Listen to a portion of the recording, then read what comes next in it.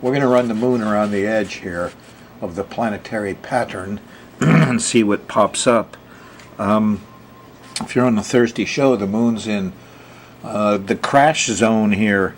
It's in early Libra and opposing Uranus and squaring Pluto, and you're getting twirlies still. And I should mark it in. This is probably the last of it.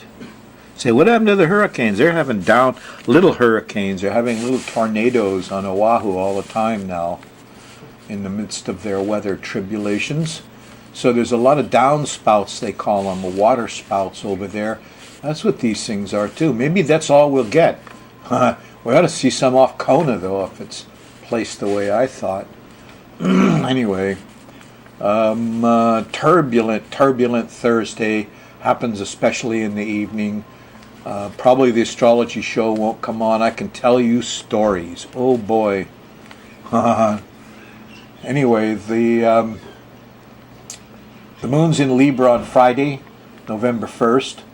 There's a square to Jupiter in the afternoon, and we're all overdoing it. But the good news is there's a nice sextile to Venus late Friday night. Be with someone you love. Beauty, love, sex. It all feels kind of good. The moon in Libra, with a nice sextile to Venus. Kind of sweet. Gets complicated on Saturday the 2nd because Scorpio, it's got Saturn there. So, sober. It's also got Mercury, which is going backwards. So, your Saturday starts, you're going to have a leftover Venus, love, sex, oh, beautiful stuff. And that transitions to the trine to Neptune, which is basically music, art, religion, church, sensitivity, color, beautiful stuff. Then it hits the North Node Saturday night, and everybody's feeling like they're being nurtured. That's quite nice. And as you go late Saturday night, there's a sextile to Pluto. We feel powerful. Sextile to Mars. Everybody's getting kind of randy. There's a lot of testosterone around. Yeah. Can't help it. The thing is, there's that new moon. It's right here. The new moon's at 11 Scorpio. It's actually an eclipse. And I wrote down Sunday, 1 a.m. in the morning. It's an eclipse at 11 Scorpio. And very powerful. So, if you're with somebody you love here on Saturday and you go to church together and you get your plans together, that eclipse early Sunday morning is a good time to be with somebody. But don't get too radical. You got to wait and see how these things work out. Sometimes the stuff that you get started on an eclipse just fades right out. They don't last. Eclipses change things, take things away. And this one's near Saturn. So this one could be kind of a tough eclipse, 11 to 14, and only 3 degrees off Saturn. You're going to feel the Saturn here about dinner time. The moon goes by that planet in Scorpio, and it all gets more sober and more timely, and we're all concerned about the money and the time, and it's not all that bad though, because there is a trine to Jupiter that shows up here at 20 degrees. That's Sunday night after dinner, and we'll find it. We'll find the money. Don't worry, it's a good plan. Now this is Saturn and Scorpio working together with Jupiter in Cancer, both water signs. These guys are Republicans, Saturn, and Democrats, Jupiter. They're supposed to be working together here. You wouldn't know it from what happens in the U.S., but they're supposed to be working together. And Sunday night, some reasonably earthy deals could be made. Maybe something involving water would be nice. Well, Monday, by the time you wake up, the moon is shifted into Sagittarius. It gets confusing as you approach the square to Neptune, which happens Monday afternoon, November 4th. And you lose things, and there's difficulties with liquids. And what did he say about the oil? What did they say about the ocean animals? Clears up a bit. but not till, 12, 1 o'clock in the morning. There's a nice sextile to Uranus, and science and the mind triumphs, and maybe you get a real glimpse of real astrology. We've been misled. When I think about all the hours I spent on personality analysis and dumb things at astrology that weren't pertinent at all, I could have been, sharpening other tools here for much more worthy endeavors. Anyway, so I'm a little ticked off here. You will be too, Tuesday morning.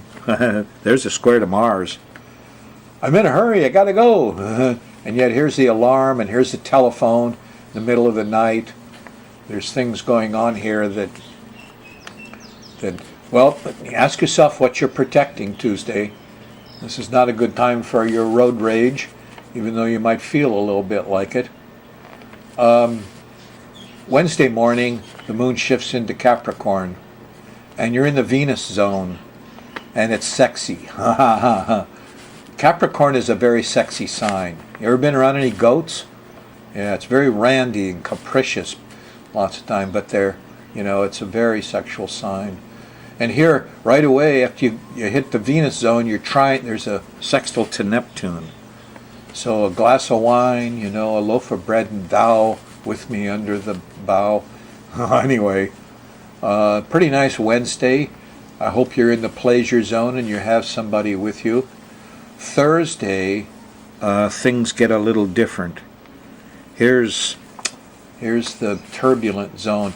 Actually, the turbulent zone happens Wednesday night. As the moon goes by Pluto, it squares Uranus.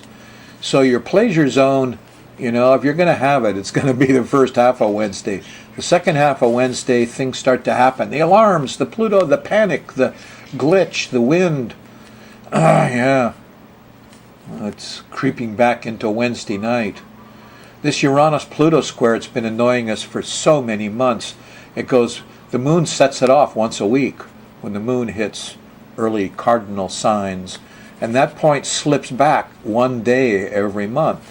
So you remember a couple months ago it was ruining your Saturdays and then Fridays. And the last few hits were on Thursdays. And now it's inching back into Wednesday night. So here's your glitch zone. And it's the connectors. The battery's gone. What happened? I'm stuck. It's Thursday morning. Here, however, is a sextile to Mars. And by golly, it's a trine. The heroes are out. And they're going to help the pretty girls. And there's a nice sextile to the sun. And we're going to get the job done after all, yes. In fact, you might be so successful Thursday that you can't stop. And here Thursday night about 10, 11 o'clock on the 7th, here's that, you're overdoing it. It's an opposition to Jupiter. Too much. Thursday night, yeah. Friday morning, the moon's still in Capricorn, nice and settling till you get past the middle of the day. Then it shifts into Aquarius, and things do mellow out a little bit, even though Friday night there's a nasty square to Mercury and trouble communicating and transportating. Saturday morning, though, there's a sextile to Uranus, and the higher mind is working, and the technical tools, the batteries, the electricals, it all feels better. We're going to get it done. But wait a minute, there's a slowdown. In the afternoon, the moon squares Saturn from Aquarius. Ugh, no money. Depression. Can't get things done. Square to the sun. Saturday night. I'm glad I didn't go out and try to get things done. No. Sunday, the moon's still in Pisces for most of your day, and you're going to feel that slowdown and the money and the worries and stuff pretty much all morning. Once it shifts into Pisces, though, the moon will hit this Neptune, Mercury thing. That's about dinner time here. And as soon as you feel the moon in Pisces, it'll become more easygoing and adjustable, and there'll be music and art and kids and fun, and it's a much better Sunday afternoon. So this is not the time for the party on Saturday. Everybody late and broke. No, more better you do them Sunday afternoon, huh? Well, that's a rundown on the week for you. Jupiter, of course, is the big news. When Jupiter stops on the 6th, you know, at 7:04, look for some lightning bolts of truth. Yep, he'll be there. He always produces, old Jupiter does. All right, let's review a hurricane prediction. I mean, all we got is little whirly winds.